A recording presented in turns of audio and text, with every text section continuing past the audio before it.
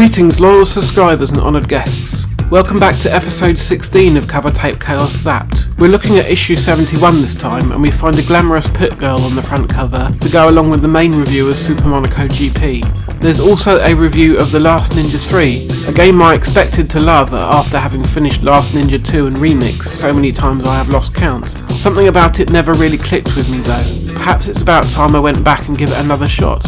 There's a free Draconus 2 poster as well, and a comprehensive roundup of the latest joysticks. I think I only ever had the grey cheetah sticks that came with my C64, which weren't really the best. I really should have upgraded to something better.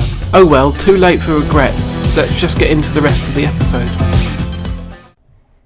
We're beginning with Draconus from Zeppelin Games this time around, which is another flip-screen platform puzzler of the type that the C64 had so many of already. You take control of a lizardy chap who can breathe flames if you hold down the fire button and push the stick up or down, which proves quite effective against most enemies, but you only have limited breaths which need to be topped up with a power-up. There is one quite close to the start of the game though, thankfully. Collision with enemies or their projectiles will whittle down your energy, and falling from too far will kill you instantly. You only have 5 lives, so it's quite challenging, especially at the start. Throughout the game there are checkpoints that you can return to after death, and other places where you can morph into your Dragonute form, which you can use to swim in water and access more of the game world. You need to have found the morph helix before you can do this though. There are many other vital objects and abilities that you need to track down in order to finish the whole game. Draconus is pretty tough going, but I can see how it may be rewarding for the patient gamer who enjoys things like the Metroid series. I think I would need to turn on a trainer to be able to get much enjoyment out of it though.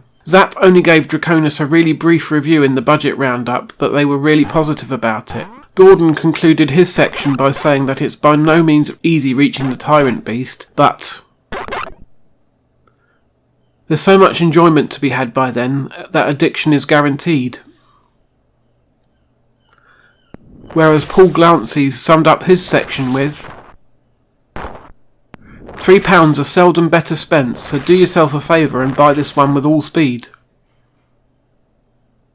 They awarded Draconus an impressive 92% overall, summing things up with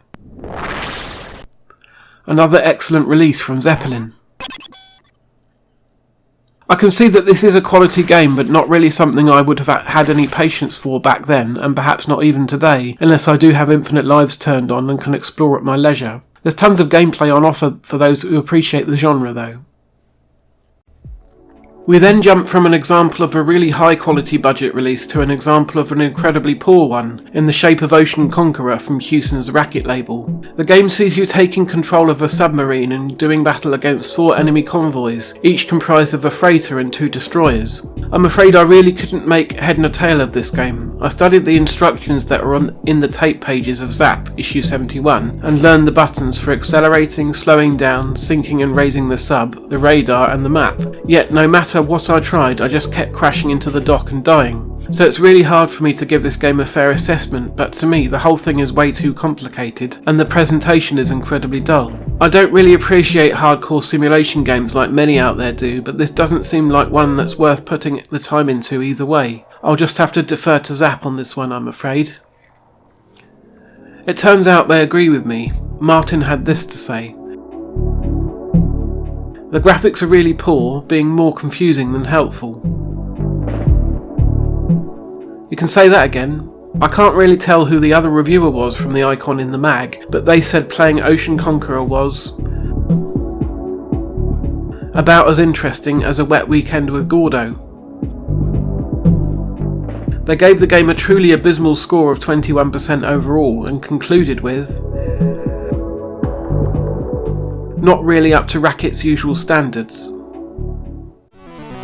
The third game this episode is my favourite thing by far on this particular tape, and it's a horizontal shooter from Zeppelin Games by the name of Zybex, with a little man on a jetpack, reminiscent of arcade titles like Sidearms, Section Z or Forgotten Worlds. It took me a few goes to get used to the fact that your ship fires automatically, but after that the game becomes pretty fun, especially when you've managed to power yourself up several times and are spitting shrapnel at the enemy waves like nobody's business. This is certainly not the best example of a classic shoot 'em up on the bread bin, but after the rest of the overly complex games on this tape, it comes as a breath of fresh air, and it's decent enough considering the budget price. It does resemble several other shooters on the platform though, and after a while they all tend to blur together a bit. In my time with the game so far, I have not managed to get past the first stage, but once you do, you can then choose to go to any of the 15 remaining stages, which is a neat touch that aids the replay value immensely. Once again, Zzapped were really impressed with this one. Paul Sumner said he was more impressed with Zybex than the official conversion of sidearms, and Paul Glancy loved the game as well, finishing off his thoughts with, "At this price, it's a steal." They gave Zybex an overall rating of 93% and concluded the review with, "An excellent program which overshadows many similar full-price games." I don't know, I suppose for the budget price you would have been fairly happy with Zybex if you had bought it, but I think they're just a tad on the generous side for this one. I would definitely rather play it than anything else on this tape though. The final game on this particular tape is 3D Lunattack from Hewson, and it's another very complex title with a lot of controls and other things to learn. Basically though, aliens have attacked the moon and are heading towards your base. You need to protect it from the enemy waves, which include fighter ships and tanks, and you need to wipe out their base ships in return.